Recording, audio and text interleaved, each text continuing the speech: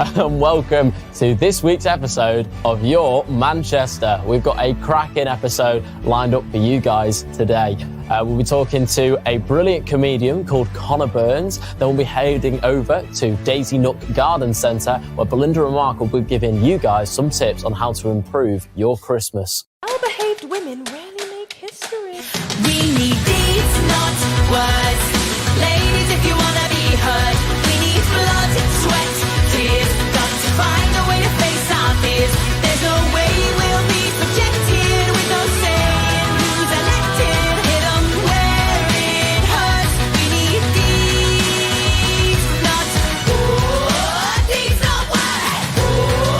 Deeds, not words. And now we have a brilliant interview from a brilliant Scottish comedian called Connor Burns. So, Connor, how are you doing today?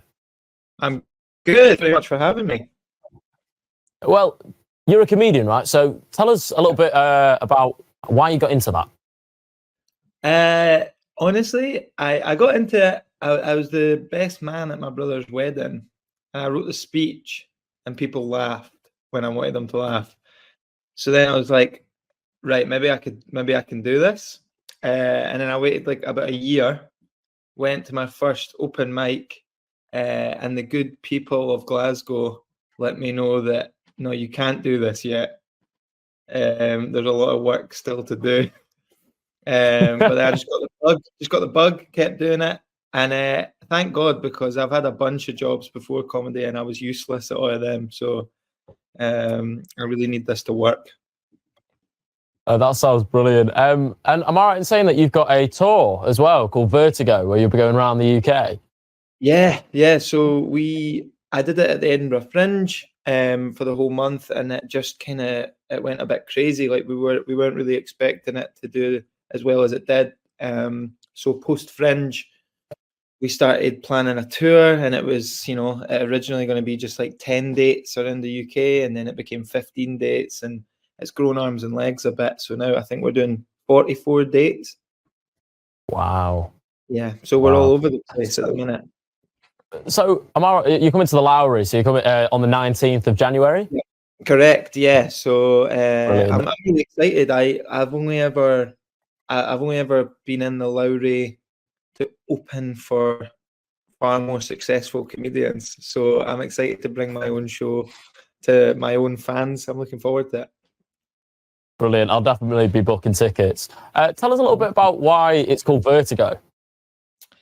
Yeah, well, I can't give too much away because it's kind of the big final story of the show. It all becomes very clear. But it's basically I had to come home from Canada really quickly because my dad was having a bit of a health scare. And I'll leave it there because there's a bit of a reveal at the end of the show. But basically, the big story at the end of the show that ties everything together. You'll realize very quickly why it's called that. You see, now I definitely have to come and book tickets to try and find out. That's the only reason I called it that.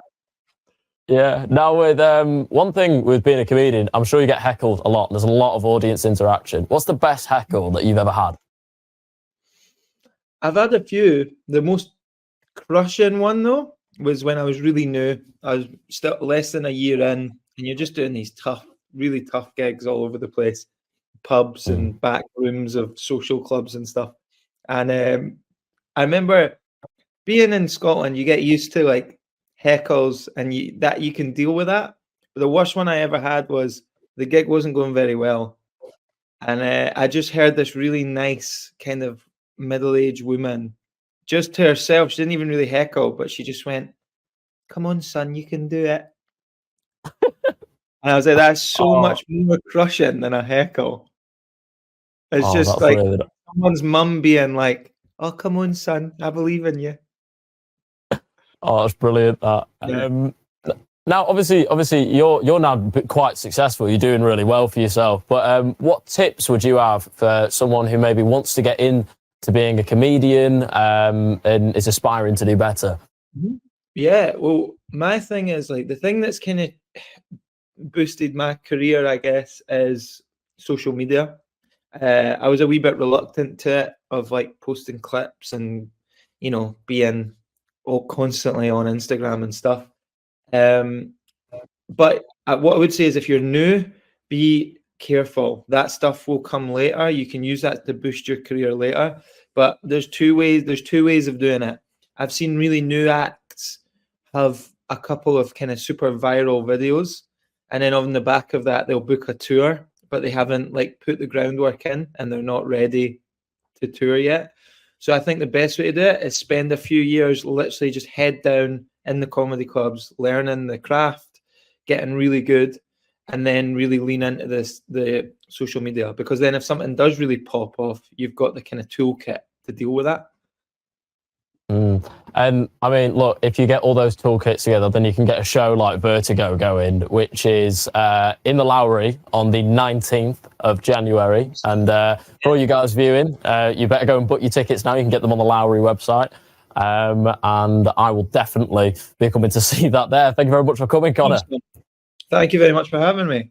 Right, where are we, Miss Belinda Scandal? We are here, which is more important than where we were when we weren't here. That's absolutely true. We're at Daisy Nook Garden Centre, bringing you lots of Christmas tips. Christmas Tips. tips. Yes. Well, these things have just changed my life. Have they? I'm just taking it out of his stand, because how is it even done? I know, it's magic, isn't it? It is magic. I hope it's picking up on the camera, because they actually go on for forever. Into infinity. And beyond. Yes. There you go.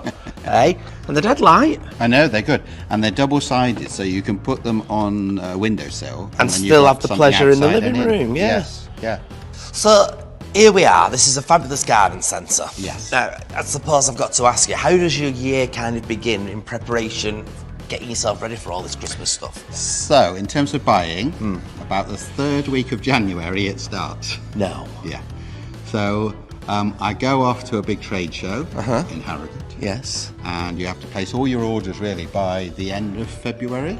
So I go to the trade show, see what there is, and then end of January I start visiting suppliers. Right. Go off to the tinsel factory to see how tinsel is made. Oh, Yes. clever, is it? It's like a big washing machine, and all this plastic goes in, and there's a central wire, and it all goes like that and comes out as tinsel at the bottom. That's quite amazing, isn't it? So that's how I do the buying, and I have to then work on the layout of the shop and all the display ideas. All has to be done by March.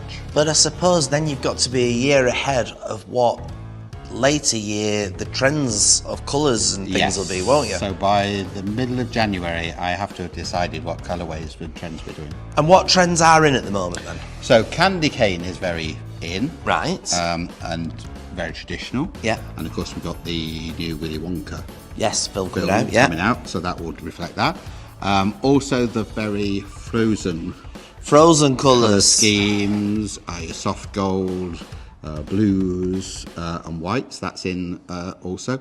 Last few years we've had a lot of pink. Yes. It's been very popular. Yeah. So that still continues, but we've added in more peach Yeah. as well to that, and what I call old gold. Old gold, yeah. And purple. So would you say there's colours to avoid then? I start with the colour of your room decoration. Right. And that, I think, should influence what you've got. So if you've got a green Yeah. and cream front room, then try and pick that up and exaggerate it, maybe with turquoises or emerald greens, whatever in the tree. So I would start with whatever your room decoration is. Yeah. So if it's a nice pastel room, you'd avoid bright colours, would you? Or No, would I'd go with bright colours. You'd go with bright Give colours. it a good zhuzh, yes, for Right. the dark nights in the winter. Opposites attract scenario. Absolutely.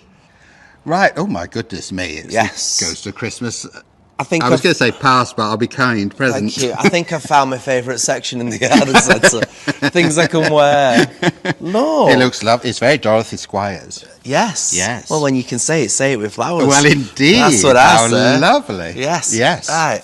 So, we've got lots of wreaths here. So, traditionally, the colours of Christmas were white for purity, Oh, right. which is what you're in, red, blood of Christ, and green, evergreen. And that's, of course, we've got the wreath. So, that's quite nice in the golds. Oh, that's lovely. That goes with my outfit. That does actually. I'm Now, surprised you're you- wearing that one. I'm wearing this one. Let's show everybody. It's tipped Yes. in snow and glitter. And glitter. You can't have too much of everything. Well, I don't can think you can, no.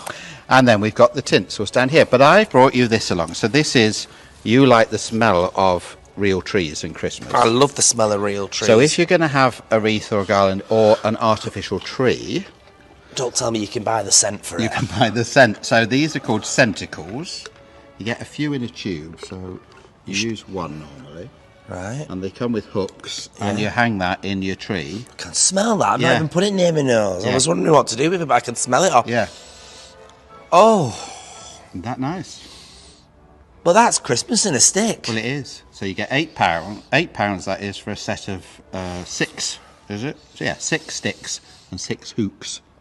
This is Father Christmas wishing everybody at home, all the Your Manchester viewers and podcast listeners, a very Merry Christmas. Right. Hello. Hello, love. We're We keep here meeting again. like this, don't This is we? lovely. Now, this has been one of my favourite plants for forever, and the other half has promised me that he'd get me one each year. Now, he's Right. not, because he says it's a faff to deal with, and that's why I want to deal with this today. Well, the person who's going to tell us all about it is our friend Paul at Daisy Nook Garden Centre. So what can you tell us, first of all, why are they called poinsettias? They're actually named after a US ambassador in Mexico in 1820. He was a Mexican ambassador, and he introduced it into America at that point in time, and they actually called it, and he was called Joel Poncet, and that's where they get the name from. There we are. Yeah. So it was introduced into America, and now it's one of the most popular houseplants for Christmas in America because of the colours. And there's lots of different colours available, but we've grown majority of them are red. That they grow. And is it just the leaves that you get on them, or do you get any flowers on them or anything? Well, they're not. These are not flowers. They're not flowers. These are bracts, Bracts. and the flowers are actually in the Tony. centre of Tony there. Braxton. Yes. Yeah. So the flowers are actually in the centre. Right. So that little yellowy bit is the flower. Now, that's what you need to do is when you're looking to buy a poinsettia or buy a poinsettia, you want to first of all make sure you get it from somewhere, a reputable source. Right. And the worst place you can buy it from is where it's outside or exposed to a bit of wind and the environment. You often see this in some of our supermarkets where they have them just inside the door. Yeah. And the wind and the plants them actually themselves are often dead because they Okay. don't like the continual change in temperature. And they need to be kept at a reasonable... So that's why they're so good to last for the Christmas season indoors then? Yes. Yes. But you've got to make sure that you keep them at an even temperature. Even temperature. Right. You keep them at an even temperature. And when you first buy them, what you should do is if you go into a shop to buy them, that's the last thing you should buy, and you should take it home with you and then take it into the house and put it in the room where you want it, but don't take it out of the bag for about a couple of hours while it acclimatises to your room. While it figures out where it is, right. So while you take it out of the shop and across the car park and things, should you put it in a bag and tie the top? Seal the top so that it just stops it, because otherwise it's going to get cold. Right, you They wouldn't be don't able like to... that sudden No. chill. And then you acclimatise it in your room, and then once you've done that, you then take the sleeve off, Yeah.